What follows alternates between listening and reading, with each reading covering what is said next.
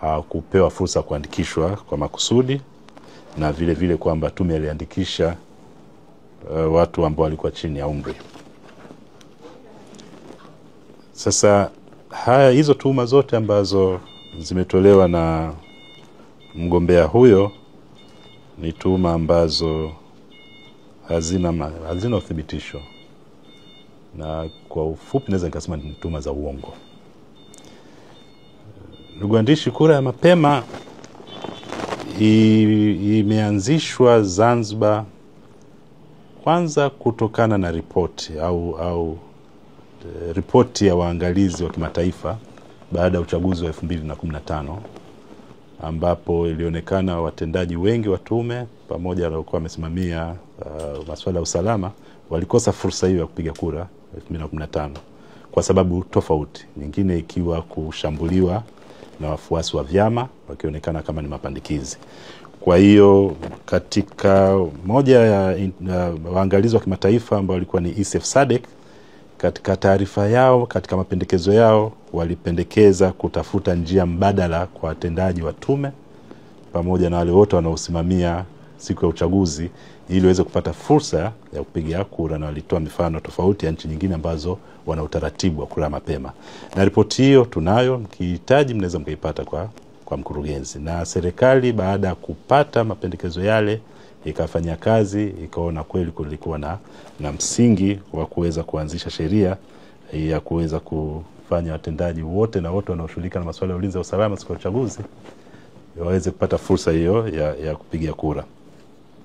Kwa hiyo baada ya kutayarishwa sheria 2018 namba 4 na kanuni zikatayarishwa ambazo zinatoa mwongozo wa jinsi gani kura mapema inavyopigwa, na katika mwongozo huo haitoi fursa yoyote ya wizi katika uchaguzi.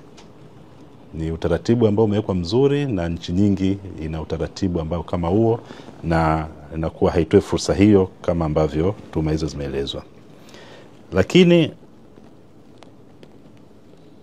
orodha ambayo imewekwa kwa ajili ya upigaji wa kura mapema si ya mtu yote au watu ambao mgombea huyo amewataja. Orodha iliyowekwa ni watendaji wa tume, wale wa kudumu na wale wa muda. Maana tumeajiri watendaji wengi wa muda kwa ajili ya kipindi hiki cha kusimamia uchaguzi, pamoja na wale wote wanaosimamia ulinzi na usalama na wengine wote wanaofanya shughuli ambazo zinaendana na uchaguzi. Lakini zaidi ya hayo hakuna jina lolote la mtu ambaye amefariki lipo katika orodha wanaopiga kura mapema, na yeye atuletee majina hayo basi, au aseme ni nani na kituo kipi kuna jina la mtu ambaye amefariki.